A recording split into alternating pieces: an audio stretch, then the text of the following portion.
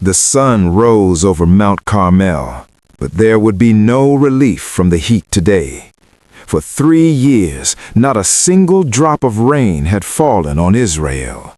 3 years of watching crops wither, 3 years of empty wells, 3 years of death.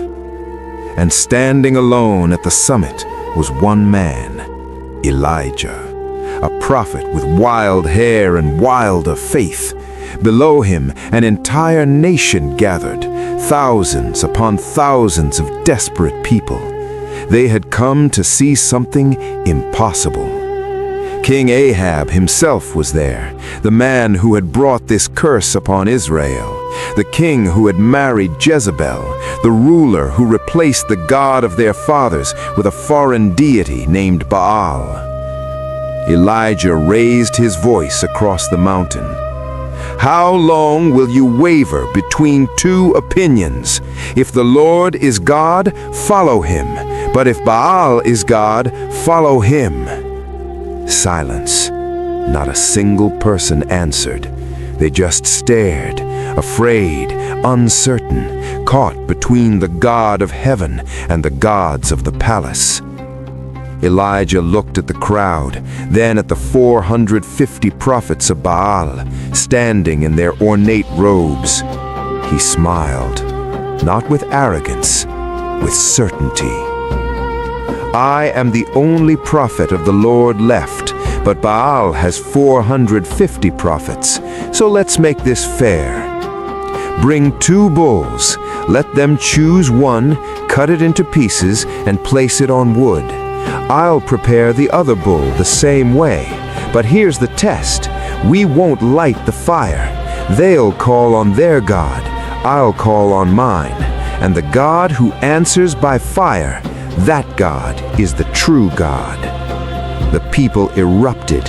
Yes, let's do it. This was it. Everything would be decided today. The prophets of Baal went first. They chose the better bull, slaughtered it, and laid the pieces on their altar, wood stacked high, everything ready except the flame. They began at morning, arms raised high, voices echoing across the mountain. "O Baal, answer us! O Baal, hear our cry!" Minutes passed, then an hour. Their chanting grew louder, more desperate. "Baal, send the fire! Show your power!" The wood remained cold. The sky remained silent. Noon came. The sun blazed overhead. Still nothing. And that's when Elijah started laughing. "Shout louder," he called out. "Maybe your God is deep in thought. Maybe he's busy. Maybe he's traveling." He paused, grinning. Or maybe he's sleeping and needs to be awakened. The crowd gasped. No one spoke to prophets like this. No one mocked the gods like this. But the prophets of Baal weren't laughing. They screamed louder. They danced around the altar. They began cutting themselves with swords and spears, blood streaming down their bodies. Ancient ritual, desperate sacrifice. "Answer us, Baal! We bleed for you! We die for you! Answer us!" Hour after hour, their voices went hoarse. Their bodies grew weak. But the wood never burned. The sky never answered. By evening, they collapsed, exhausted, defeated. 450 prophets, and not even a spark. Elijah stood up. The crowd grew quiet. Even the wind seemed to hold its breath. "Come here," he said, softly. "Come closer." The people moved toward him, thousands of them, pressing in to see what would happen next. There was an old altar there, the altar of the Lord. It had been torn down years ago, abandoned and forgotten. Elijah walked to the broken stones and began rebuilding it. 1 stone for each tribe of Israel. 12 stones, 12 promises, one nation that had forgotten who they were. He arranged the wood carefully, cut the bull, placed the pieces on top. Everything was ready. But then he did something no one expected. "Dig a trench around the altar," he said. "Make it deep." They obeyed. When it was done, Elijah pointed to 4 large jars. "Fill them with water." Water in a 3-year drought. Precious, rare water. "Pour it on the offering and on the wood." They poured. The water soaked the meat, drenched the wood, pooled at the base of the altar. "Do it again," Elijah said. They filled the jars a second time, poured again. Water everywhere now. A third time.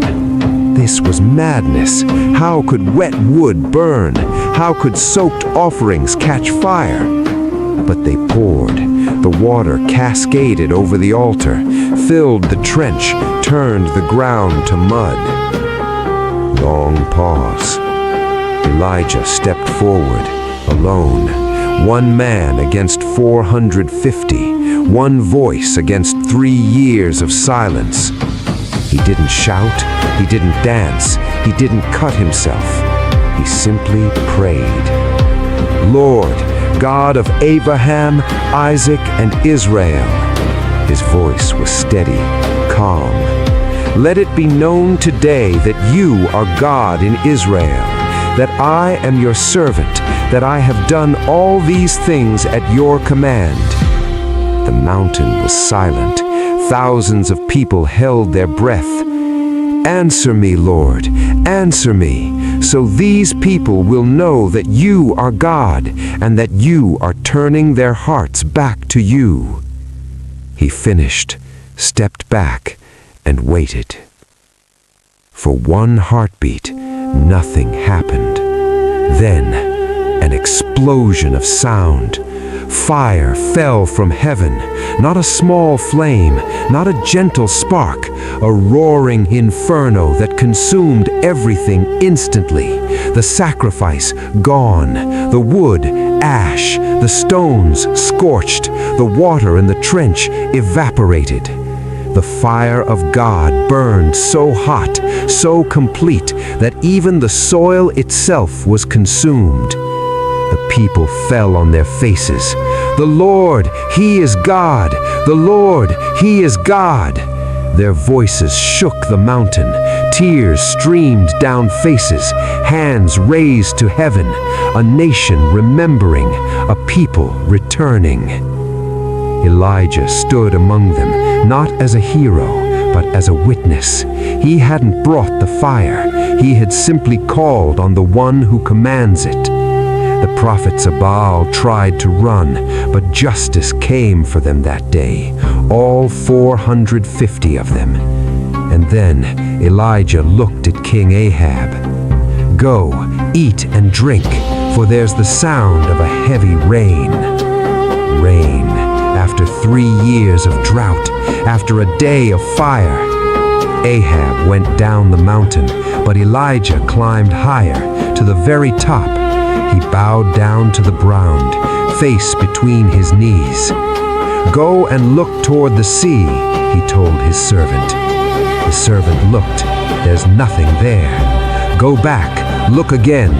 7 times Elijah sent him. 7 times the servant saw nothing but clear skies. But on the 7th time, a cloud as small as a man's hand is rising from the sea. Elijah stood up. He could feel it now, the change in the air, the promise fulfilled. "Go tell Ahab to hurry down before the rain stops him." And then the sky grew black with clouds, the wind picked up, and the rain came.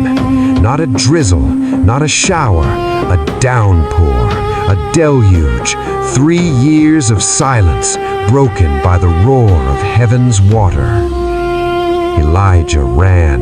The power of the Lord came upon him, and he outran the king's chariot all the way to Jezreel, running through the rain, running in victory, running in the evidence that God had answered. One man, One prayer, one altar. That's all it took to turn a nation back to God. Not because Elijah was special, but because the God he serves is real, present, listening. The same God who answered with fire then is the same God who hears you now. The question isn't whether God can answer. The question is, are you ready to call on him?